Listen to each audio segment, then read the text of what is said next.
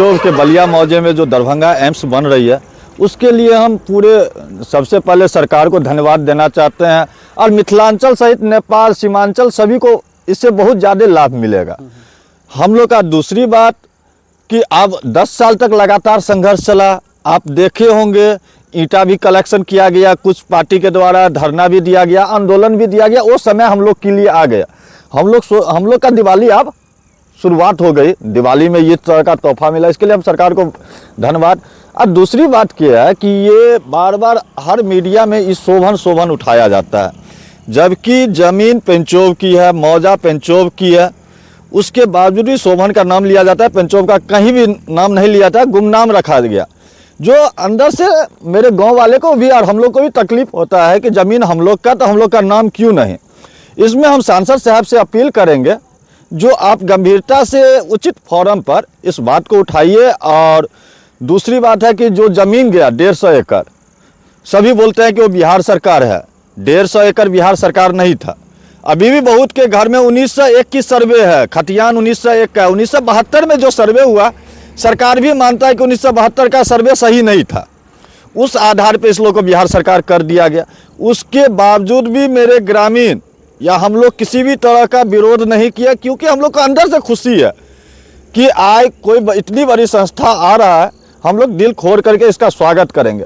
यही सरकार से आग्रह करेंगे। हम लोग बोले भी थे कि 3000 करोड़ का एक फ्लाईओवर बन रहा था, जब DMCH की बात चर्चा हो रही थी, तो उसमें आप सुने होंगे कि 3000 करोड़ में एक फ्लाईओवर बनता, जो आपको एयरपोर्ट से लेके और DMCH आने के लिए बहुत। हम लोग यही कहते हैं कि लगभग 400 से 500 करोड़ रुपया सरकार इस जनता के बीच में दे दे, उस लोग को भी रोजगार मिल जाएगा, आने वाला जनरेशन उसका भी खुशहाल रहेगा और सरकार का भी कम हो जाएगा।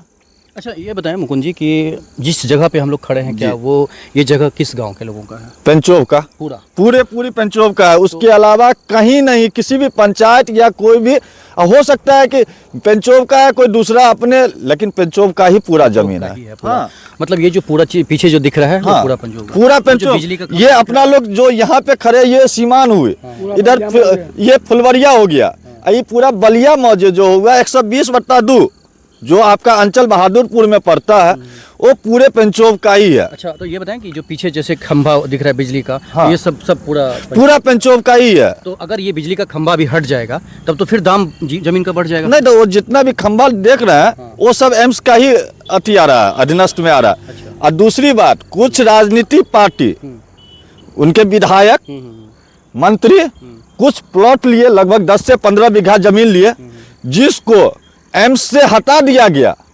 हम सरकार से आग्रह करेंगे कि आप इसकी गहन अध्ययन कर ले, उसको अपने अंदर में शामिल किया जाए।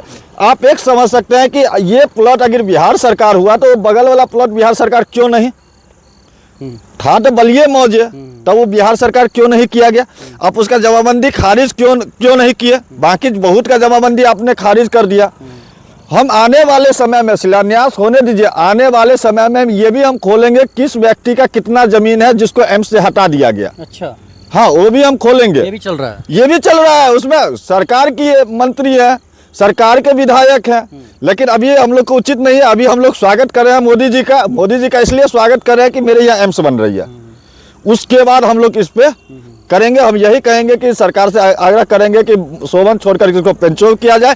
और जो भी आपका ब्यूरो का नेता जो जमीन लिया, जो एम्स में नहीं जा रहा है, उसको काट दिया गया, उसको शामिल किया जाए। अब तो इसी इलाके जितने विधायक और सांसद हैं और मिथिलांचल, उनसे यही आग्रह करेंगे, जब भी बैनर बनाए उसमें शोभन का न चर्चा करते हुए पेंचोव की चर्चा किया जाए। क्या नाम है पूरा? मुकुंद चौधरी हैं ये। बंसी चौधरी, बंसी जी, आप क्या कहना चाहे? आपका पॉइंट क्या है इस पर? मेरा पॉइंट यही है कि ये जमीन जो, अगर ये टोटल जमीन पेंचोव का है, तो कम से कम पेंचोव का नाम होना चाहिए। अच्छा। पेंचोव एम्स होना चाहिए। और वो बिहार सरकार जो बोल रही है कि वो 150 एकड़ बिहार सरकार है, वो बिहार सरकार नहीं है। वो 1972 में उसको बिहार सरकार कर दिया गया। 1901 का खतियान है सबके पास। ऐसे जिन लोगों का जमीन जा रहा है, उनको कम से कम मुआवजा मिलना चाहिए और रोजगार मिलना चाहिए। तो ये बंसी चौधरी हैं, रोजगार की बात कर रहे हैं। बहुत बड़ी बात इन्होंने कर दिया, रोजगार की बात। देखते रहिए जगजीत के साथ।